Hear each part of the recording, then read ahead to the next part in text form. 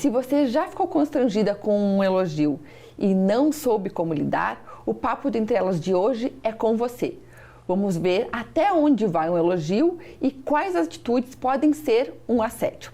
Para falar sobre esse tema, nós temos 2 convidados para lá de especiais. Estamos recebendo a advogada Ciane Meneguzzi Pistorello e a psicóloga Suzimara Trentinaglia, que toparam falar um pouquinho mais sobre os assédios que as mulheres passam. Bem-vindas entre elas. A Suzimara já esteve com nós aqui há 2 anos atrás e volta. A Ciane aqui estreando no Entre Elas. A gente está muito feliz com a vinda de vocês. E já para começar, nós vamos ver, acho que a Ciane pode nos responder o que é assédio e quais os tipos de assédio que existem.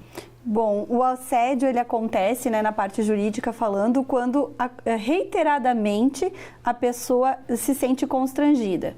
O assédio ele modifica de pessoa para pessoa. Às vezes alguma piada que para mim é normal e eu aceite bem, pode ser que para ti ou para alguém não seja levada de uma forma tão boa.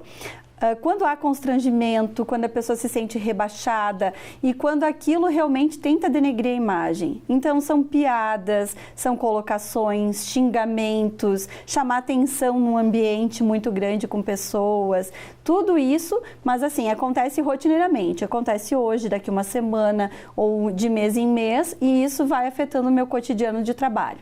Isso daí configura sim um assédio e pode ser daí passível de responsabilização. Esse é o assédio moral, digamos assim. É o assédio moral. O assédio sexual, ele acontece quando tentam passar a mão, então tá no ambiente de trabalho, sem querer escorregou a mão ou bateu rotineiramente. Então hoje bati, amanhã passei e senti de novo a pessoa me encostando, ou piadas, né, diretamente de cunhos sexuais. Chama de gostosa, bonita, elogia a roupa e tu vê que não é só um elogio simples, sempre com a conotação do corpo. Então, está elogiando o corpo através de um elogio disfarçado pela roupa. Daí, vincula o assédio sexual. Mensagens daí também, então, dizendo que tu vai ser promovido se tu sair com a pessoa, se tu jantar, se tu tiver uma relação. Uma isso chantagem daí, até. Configura daí um assédio moral vinculado ao sexual.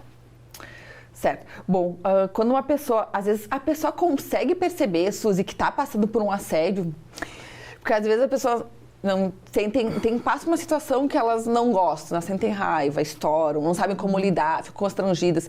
A pessoa percebe que está passando por um assédio? Hoje em dia acredito que sim, mas há muitos anos atrás, eu acho que as mulheres, elas achavam inclusive que elas tinham culpa, que elas eram as causadoras, que elas permitiam aquilo. Então, eu acredito que hoje a gente tem mais meios, a gente tem mais meios de comunicação, nós temos, como hoje a gente está fazendo esse programa, eu acho que as mulheres hoje, elas conseguem sim poder perceber. Mas tem uma coisa que eu quero chamar a atenção. Por que às vezes a mulher fica calada, né? Porque ela tem medo de ser ridicularizada, ela tem medo de ser exposta, ela tem medo de perder o trabalho. Acontece que os traumas começam a ser instaurados nela e ela fica com medo e muitas vezes ela acha que vai ser difamada ou vai ser convidada a se retirar em função da negação ou da exposição. E é muito difícil, né? Uma pessoa hoje que a gente sabe como é difícil ter um trabalho, simplesmente rifar. Né? Mas eu chamo de novo a atenção. Muito nega-se o assédio pelo medo, sim, de uma represália. O assédio a mulher pode sofrer no trabalho, mas pode também sofrer um assédio, digamos, no casamento? Sofre. Né? Tu sofre no trabalho, tu sofre na relação de amizade, sofre até num restaurante. No esporte. Em tudo. Né? Na política, exatamente. Em todas as áreas públicas. Porque a gente acaba pode falando acontecer. mais de trabalho, né? Sim. Mas ela pode acontecer, e pode acontecer por homens e por mulheres para mulheres, Acontece mais de mulher para mulher do que de homem para mulher. Exatamente. Nossa, tanto o sexual quanto o moral, enfim, o assédio. Exatamente, porque quando tu ridiculariza o corpo de alguém, tu tá praticando um assédio. E a mulher, na prática, assim, no dia a dia, no ramo do direito, a gente vê que existe uma competição. A competição, ela é maior entre mulher para mulher do que entre homem e mulher. Então, o medo de tu perder um cargo no ambiente de trabalho faz com que, às vezes, nem o agressor sabe que está praticando o assédio. Mas o medo involuntário de perder um cargo faz com que ele pratique o assédio. Então, ele acontece em todas as áreas, então, desde na relação, às vezes, até no ambiente escolar acontecem assédios também, né, entre crianças, que acabam ridicularizando. Nem tem consciência, mas está praticando, está replicando o que vê no dia a dia. E isso acaba afetando, tanto às vezes afeta também a autoestima até do agressor. Ele nem sabe que está praticando e quando ele recebe um processo vinculado ao nome, ele se apavora. E normalmente, assim, quando a gente recebe um processo que vai conversar o que está acontecendo, aconteceu essa situação narrada no processo, o agressor vai dizer que não sabia que poderia ter praticado aquilo, que aquilo realmente estava infringindo alguma norma, não sabia, eu não sabia que eu não podia chamar atenção na frente do ambiente, alguns tipos de assédios, a pessoa nem sabe que está realmente aplicando e configurando no dia a dia. O sexual é mais normal a gente saber que está passando da limite da privacidade, mas o assédio moral, a pessoa nem sabe que está praticando e acaba conhecendo, às vezes, quando recebe um processo. E como é que se identifica, assim, o assédio moral? O assédio moral, tu não pode chamar atenção na frente de uma outra pessoa, então, tá vendo que um colega tá errando, então, olha, tu tá errando, tu é burro, tu é feio. Desqualifica. Tu desqualifica a pessoa e a pessoa vai começando a se sentir desqualificada. Ela acha que ela não está apta para exercer aquilo. Então ela começa, nossa, eu estou feia, eu estou gorda, no ambiente de casa, eu não sou competente, o meu trabalho é, sei lá, lavar louça, a gente tem isso ainda. Então, meu marido não pode me ajudar, eu tenho que fazer a tarefa de casa. Meu marido, eu que tenho que cuidar dos filhos. E isso vai configurando, isso são assédios que eu vou sofrendo, vai interferindo no meu cotidiano. Pode ser que para uma pessoa a gente não dê bola, meu marido fala, eu não dou bola. Mas quando aquilo vai afetando o meu dia a dia, afeta a minha relação, o meu cotidiano, interfere no meu viver, aí sim isso se configura como assédio. Mas normalmente é denegrir a pessoa em frente a outras pessoas. Então, você não é competente, você é burra, não sabe fazer, você tem que limpar a casa, eu tenho que chegar em casa, a comida tem que estar na mesa, os filhos têm que estar limpos. E isso são formas de assédio. Suzy, como reagir? Como reagir quando você percebe que Eu estava ouvindo e eu acho que a gente tem que dar uma regredida e conversar um pouquinho sobre a questão da cultura machista. Porque, sim, isso tudo é a realidade, mas da onde vem isso? Onde é que está escrito que pode ser assim? Por quê? Quando a gente diz eles não se dão conta, às vezes, que eles estão fazendo um assédio, é porque isso é uma coisa normal. É uma coisa já esperada, digamos assim.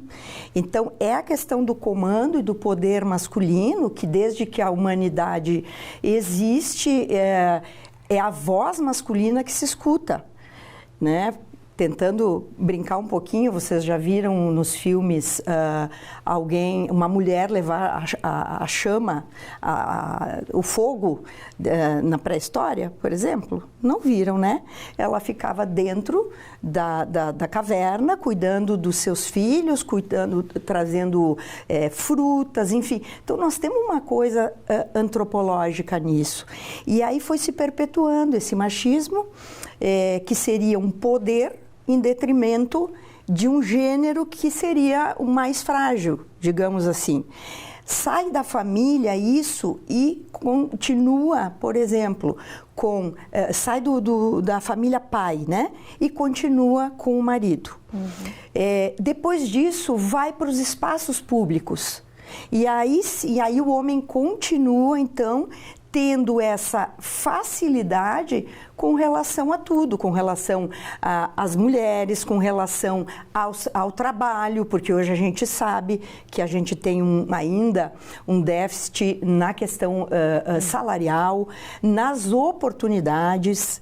na questão científica, no esporte. Então, assim, ó, mas da onde vem tudo isso? E da onde essa repressão da mulher, de como falamos no início, aonde essa repressão que ela não consegue dizer, eu não quero, para com isso, eu vou chamar, eu vou denunciar. Então, da onde que vem isso? Porque todo mundo fala do machismo, mas o que é o machismo? É machismo, sexismo, misoginia, tudo tem a ver com o ódio com relação à mulher. Estou desviando um pouquinho, mas eu acho que é importante a gente contextualizar. O que é o feminicídio, na verdade? Não, deixa eu voltar um pouquinho. O que é a violência doméstica? É esse poder em detrimento desse outro, né? Eu tenho mais força, eu tenho garantias, eu tenho autorização por uma cultura que me protege há muitos e muitos anos. Foi no século XIX e o começo do XX que começaram as lutas contra esse poder, né? Essa voz maior. E vamos lutar, sim, para a mulher poder ir para o mercado de trabalho, para a felicidade não estar somente na maternidade, no casamento, né? Então, hoje, essa mulher que está conseguindo reconhecer que é uma cultura e não que ela tem esse papel, como disse a Ciane, na casa, né? Ela precisa dividir as tarefas e não o marido ou, enfim, o companheiro, a parceira, não importa, dizer assim, ó, eu posso te ajudar em alguma coisa? Não é ajudar. Nós temos que dividir. Então, hoje, essa mulher, ela é assim. Ela quer ser quem ela quer, o que faz ela se sentir melhor, quem ela quer, enfim. Questão sexual, ela quer estar com quem ela quiser, independente, né, de hoje do sexo, da raça, né? E eu acho que, terminando a contextualização, nós mulheres, e estamos lutando ainda, somos guerreiras, mas não guerreira no romantismo, guerreira na resiliência. Nós estamos ainda lutando, a gente tem grandes conquistas, mas a gente ainda nós vamos ainda ouvir muito casos como a Marielle, como tantos outros assassinatos. Por quê? Porque ela está se destacando, porque ela está trazendo, né, essa mazela da humanidade que é o machismo, né? Basicamente, a gente sempre vivenciou isso. E hoje a gente pode falar mais sobre isso abertamente, e devemos falar, né, para entender. Claro. E eu também peguei um dado do Instituto Maria da Penha para o programa: cada segundo uma mulher sofre assédio sexual. E aí eu queria te perguntar, Ciane, como é que essas pessoas são penalizadas? Tem a penalização tanto na parte monetária, onde a vítima vai receber alguma indenização. Aí ela vai ser fixada pelo juiz e de acordo com as provas e o contexto do processo, mas também pode sofrer a parte penal. Aí depende, né, da forma da agressão. Se ela é muito grande, pode chegar a ser preso, mas se ela é de menor potencial ofensivo, daí pode pagar cesta básica, fazer alguma prestação de serviço. Mas assim, o que eu vejo é que tem que ter a denúncia. O que assim, a mulher hoje em dia, ela não precisa mais casar para ser mulher, né? Tem muitas mulheres que dizem isso, assim, quando a gente vai atender, né? Eu sou feliz assim, eu não tenho o sonho do casamento, não quero ter filhos, hoje em dia é muito comum. E sim, nós viemos de uma cultura que tu tem que casar e às vezes engravidou, tem que deixar o teu filho, tu vai ser condenada pelas outras mulheres, porque tu coloca o teu filho na escolinha e tu não pode cuidar, ou porque tu não vai estar presente o tempo inteiro. Então, tudo isso são formas de assédio. Tu às vezes, assediado até não só no contexto do homem, pela tua mãe, quando ela vai questionar você como mulher e como mãe, ou como esposa, e aí você acaba sofrendo de alguma forma essa agressão. Mas a penalidade, ela existe normalmente hoje, a mulher está chegando a denunciar. Então, ela existe como multas. Assim, a questão da prisão, hoje em dia, eu vou dizer bem a verdade, é quando tem morte. E por vezes nem isso, porque a gente sabe que os presídios estão superlotados, é uma questão assim que eles acabam tendo uma penalidade muito branda para a consequência que eles geram. Mas a parte financeira, então se é na Justiça do Trabalho é alta, se é na parte civil não é tanto. Então há num casamento, em algumas questões assim de dano moral na parte civil, quando não envolve ambiente de trabalho, aí não é tão alta a questão financeira. A mulher sente até às vezes não quer entrar com processo, porque dói muito falar. Então, cada audiência que tu vai, cada momento que tu tem é bem complicado. Tanto para nós, advogados, às vezes, lidar numa audiência é desgastante. Aciona um trauma, aciona o trauma, né? O trauma é uma ferida. Então, e ela é uma ferida exposta há pouco tempo, então não deu tempo de cicatrizar. Ou ao contrário, uma ferida que não cicatrizou totalmente e que o trauma está ali, quando tem um evento equivalente, se ela não busca ajuda, ela vai responder da mesma forma que ela respondeu lá atrás, que é também o que foi dito aqui, as repetições que a gente faz. Eu compartilho do que tu diz, só que eu uso mais a palavra abuso, no sentido de quando a gente fala de uma mãe, de uma irmã, enfim, né? Saindo um pouco do âmbito do homem, esse abuso, sim, ele pode acontecer em casa, onde tu vai fazer quase uma negligência com alguém, dizendo assim, olha, tu te vira, tu sabe te virar. Mas a gente tem, às vezes, crianças de 6, 7, 8, que ainda não têm condição de fazer, sei lá, o seu lanche, o seu café. Então, sim, nós vamos ter outros abusos emocionais, por exemplo, se nós fôssemos pensar... Enfim, eu acredito que hoje a gente está podendo trazer mais esse assunto, como estamos fazendo aqui, e tudo isso vai abrindo o conceito também da mulher e colocando quem somos, né?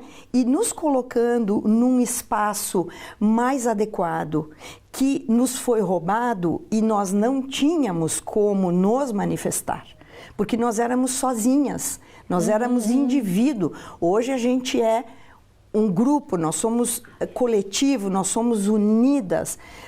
A mulher hoje, do século XXI, ela não tem preconceito e ela se une nas lutas. Ela dá o braço e vai. Então, assim, nós enfrentando em equipe, né, a gente consegue muito mais resultado. Mesmo assim, eu chamo a atenção que a gente ainda está se encaminhando por uma situação perto, talvez, do ideal. Acredito que sim. E eu acho que é legal falar que a denúncia é uma forma de limitar, né? De criar uma barreira. Mas, enfim, a gente encerrou o tempo desse primeiro bloco. Foi muito legal, mas a gente tem mais. Você que está aí, não saia daí, nós voltamos já já. Mulheres, quase sempre dói a alma, dói o corpo, dói a mente, dói o bolso. Entre tantas outras dores, a violência contra a mulher é realidade em nossa sociedade. Precisamos mudar, precisamos agir. Não podemos mais tolerar agressões contra as mulheres. Essas violências serão marcas em nossas vidas, mas podem ser superadas. Qualquer tipo de violência deve ser denunciada. Pois nossas vidas importam.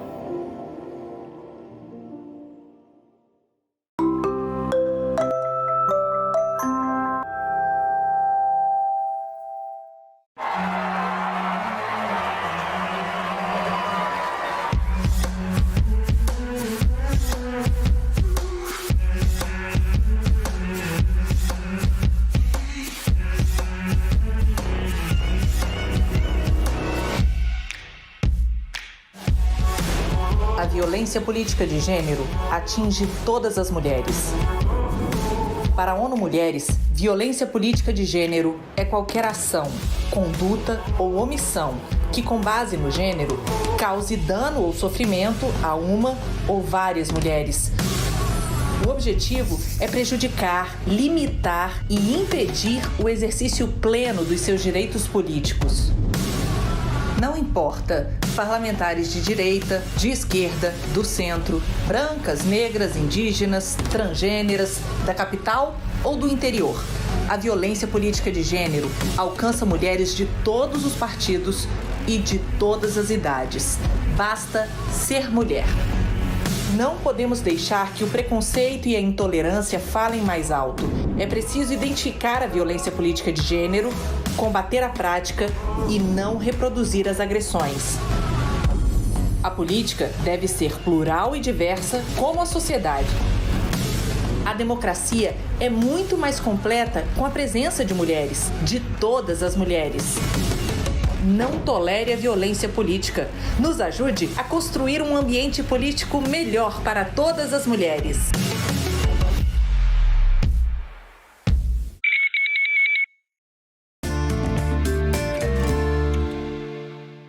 De volta com o programa Entre Elas. Hoje nós estamos falando um pouco mais sobre os tipos de assédio. E nós falamos no primeiro bloco sobre o assédio que a gente sofre continuamente no trabalho. Mas os assédios pontuais, assim, um assovio na rua, alguma coisa alguma situação dentro de um ônibus, de um espaço fechado, Ciane, como que a gente pode configurar, como a gente pode denunciar um caso assim? Esses são assédios, então, cíveis, que a gente chama, assédios que acontecem que aquilo lá é suficiente para comprovar. Então, por testemunhas, então, no ônibus isso acontece muito. Então, a pessoa é assediada, a gente vê que o grande grupo vai em cima, tu chama a polícia, faz o registro do boletim de ocorrência e no cotidiano os vídeos, né? O celular, ele é um grande aliado, as câmeras de vigilância, a gente vê isso no dia a dia dos processos. Então, vem a imagem, os vídeos, as gravações, e isso é suficiente para comprovar, sim, a questão que ocorreu o assédio. A questão num processo não é só comprovar que aconteceu, mas o dano, o que isso abalou no teu dia a dia, isso que é o pior, né? Que é a vítima que tem que comprovar. Então, eu fui assediada num ônibus, o que isso me afetou? Eu estou agora depressiva, eu preciso fazer tratamento psiquiátrico, eu preciso tomar remédio, regredir no trabalho, o que isso te gera? Porque conforme as tuas consequências é que tu vai ter um restabelecimento financeiro. Então, o direito, né, ele vem para proteger, mas ele tem que crescer muito ainda na parte de vez quem ter que provar o que não praticou o assédio, que não gerou alguma consequência, ser o assediador, não. A vítima precisa comprovar as consequências. Mas filmagens, assim, para provar no dia a dia, filmagens, gravações, testemunhas, o boletim de ocorrência, ele é importantíssimo. Normalmente as pessoas, depois de uma semana, elas perguntam, né? E hoje o boletim é online, é tão fácil de fazer, você pode enviar os vídeos, as imagens, sem sair de casa, porque as pessoas têm também um pouco de vergonha de ir até uma delegacia e relatar o que elas sofreram. Então, pode ser feito em casa, online, e lá você descreve tudo o que você passou, onde passou, horário que aconteceu. Se tem testemunha, já pede o nome completo para ficar mais forte a tua denúncia contra o agressor. Aí faz um registro para comprovar, assim, também. O registro, ele é importante tanto para a parte criminal, porque às vezes aquilo não está acontecendo só com uma pessoa. Quando vai o registro, a pessoa já está respondendo 10, 20 processos de mesmo cunho, assim, meio pervertido. Então, é muito importante para a autoridade policial saber quem é aquela pessoa, como também para comprovar que tu não concordou, tu não aceitou aquilo e tu queres que aquilo cesse, então tu vai buscar de alguma forma reparação. Mesmo que tu não queira nada monetariamente, tu não quer um processo, tu fazer o registro faz com que a autoridade policial comece a ficar com aquele nome daquele agressor de alguma forma vinculada.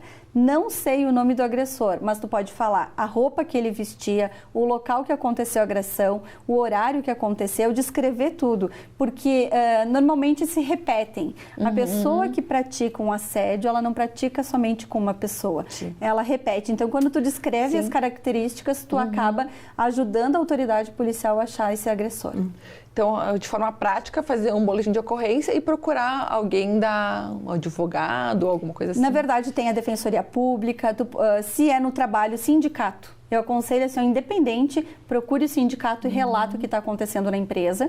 Depois tu pode procurar também o Ministério do Trabalho, se é vinculado a trabalho. Fora do ambiente do trabalho, faz o registro, pode procurar a Defensoria Pública, advogado ou Ministério Público. Então, através de qualquer um destes órgãos, eles são aptos a ajudar o agressor, a ajudar a vítima a combater o agressor. Certo. Suzy, vamos para uma outra parte, assim. A gente tem que ter nossa dignidade assegurada, já a Ciane falou da parte do direito. E a gente tem que também saber que isso não é culpa nossa, né? Não é a roupa que a gente está utilizando no dia, não é a roupa que a gente está se comportando, né? Às vezes tá com uma roupa que tá provocando. Mulheres, é muito querida, tá se oferecendo. Mulheres expansivas, mulheres que conversam, né? Que se dão a liberdade de direito, né? De conversar com um homem, né, na mesma equidade, na mesma igualdade, sempre é interpretado como ela está querendo alguma coisa, ela está me assediando. E aí aonde é que a gente, né, na educação. E essa educação, claro, ela é feita na escola. Eu também digo que o processo está andando, mas alguns pais não concordam, alguns pais acreditam que está se estimulando alguns pensamentos que, né, não deveriam ainda ter. E eu reitero, eu acho que a criança, ela precisa, a cada dia, a cada situação, a cada exemplo, seja um assédio também na internet, ela precisa entender que isso não pode acontecer. E só tem um jeito, é em casa. Então, na questão, né, dos assédios virtuais, tem que se conversar, tem que explicar, tem que sentar, tem que dizer, ninguém toca no teu corpo. Quem toca no teu corpo, claro, dependendo, né, a idade cronológica, quem toca no teu corpo é o pai, a mãe e o doutor, né, a vovó, o vovô. Isso já ajuda e ela cresce dessa maneira. Então, eu acredito que a educação é o caminho. Na verdade, a educação é o caminho para tudo. Exato. Mas quando a Ciane fala das repetições, e a gente chama de compulsão à repetição, porque tu repete e tu não sabe por quê, né? Exato. Então, quando a gente tem isso, é porque a gente viu em casa, né? Ou não. Nós também vamos copiar aquilo que estão nos passando, nesse caso, de algo mais saudável. E eu acho assim, para a gente, né, poder fechar isso,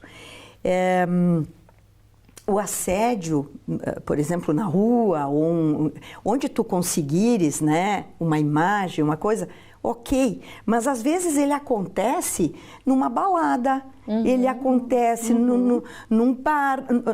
E não só é a questão que nós falamos do passar a mão, né? E ele acredita que ela está gostando daquilo. O agressor, né? Ele acredita que ele está, inclusive, dando uma oportunidade para essa mulher. Então, na verdade, é essa autorização que o homem tem e que é culturalmente aceita pela mulher. Por quê? Porque foi nos dito isso pelas nossas mães, que foi dito pelas nossas avós e assim sucessivamente. Como que nós vamos brigar e quebrar algo que nós estamos falando de antepassados, né? E especialmente em Caxias, que a gente sabe que a nossa cultura é uma cultura rígida, é uma cultura patriarcal, né? Onde o homem tem a sabedoria e a mulher obedece. E é essa condição de que a mulher obedece que ela vem há milhares de anos, né? que faz com que ela não vá denunciar, que faz com que ela não chame o chefe e diga assim, ó, olha só, eu vou deixar aqui entre nós, mas assim, ó, eu não te dei essa liberdade, eu quero respeito e a partir de agora, se acontecer novamente, a nossa conversa vai ser outra. Ela não consegue ainda fazer isso. Mas são pessoas como profissionais, como a Ciane, por exemplo, que nos ajuda a ter força para isso, porque ela ampara a gente com a lei. E são pessoas, e são categorias como a minha, da psicologia, que vão dar outro suporte, um suporte emocional que vai nessa veia do trauma, que vai nessa veia de não fazer uma repetição, uma compulsão à repetição. E como que a gente pode dizer que a sociedade enxerga hoje um assédio? Porque a gente já escutou falar, isso é mimimi, isso é besteira. Né? A gente já escutou isso, né? Normalmente, desmerecendo até a própria mulher... Além da culpa ser da mulher, é mimimi. Exatamente. Eu acho que existe ainda uma parcela muito grande da sociedade que acha que é um mimimi e que acha que não deveria falar. O que eu vejo na prática, nesses anos advogando, é que quando a pessoa sofre um assédio, no dia a dia, no relacionamento ou no trabalho, é importante que ela denuncie, é importante que ela não aceite, porque ela nem percebe, mas isso vai influenciando no cotidiano dela. No trabalho ela não vai produzir melhor, no relacionamento ela não vai estar bem, ela vai acabar influenciando isso no cotidiano do cuidado dos filhos.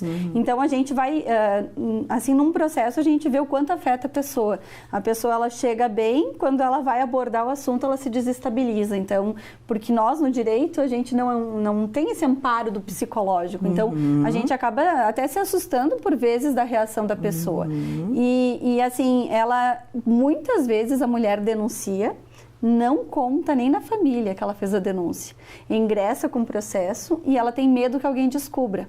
Então, ela busca saída, mas assim, por vezes ninguém da família sabe. E ela tem medo que isso se espalhe.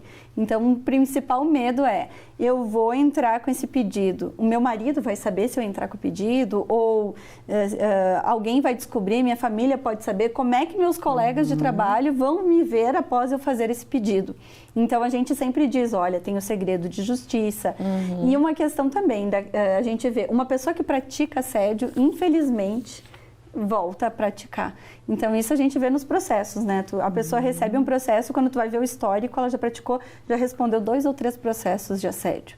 Então, as mulheres estão denunciando mais, comparado a 20 anos atrás, Sim. Mas existe ainda o preconceito de nós mesmos, mulheres, né? Então, a questão da roupa, assim, eu vejo, isso é lamentável. Por vezes, as defesas que a gente vê de colegas advogados tentando justificar que o assédio foi praticado porque a mulher permitiu pela roupa ou pelo comportamento que ela tinha. Então, assim, as próprias defesas nos processos, elas ainda usam isso. Elas são também de uma forma de assédio. Daí tu tem que, infelizmente, discutir isso no processo. Então, que assunto bacana. Mas a mulher também pode ter sofrido algum tipo de situação em casa onde a mãe reagiu totalmente oposto do que deveria. E aí ela olha, aquela menina olha para aquilo e ela diz, não é assim que a gente reage, então, ou não reage, né? Então a gente sabe, na violência doméstica, não é aquela mulher que apanha, ela não é a primeira vez que ela apanhou. É até aquilo que a gente falava no intervalo, né, Ciane, que a gente fica replicando, às vezes, a gente fica replicando as coisas que, enfim, aprendeu culturalmente, pequeno, na infância, e segue com esses comportamentos. E, na verdade, a gente vê que aceitou uma vez, ele vai piorar. Isso é uma prática, principalmente nos processos, quando a gente envolve família. Então, assim, tu vê um casal muito complicado para entrar num divórcio ou discutir uma guarda, e aí lá no final tu pergunta, tu sofreu agressão? Uma vez ele me agrediu fisicamente. Tá, mas e a verbal? Não, ele nunca praticou. Daí tu vai conversando sim. Então tem a vergonha de contar.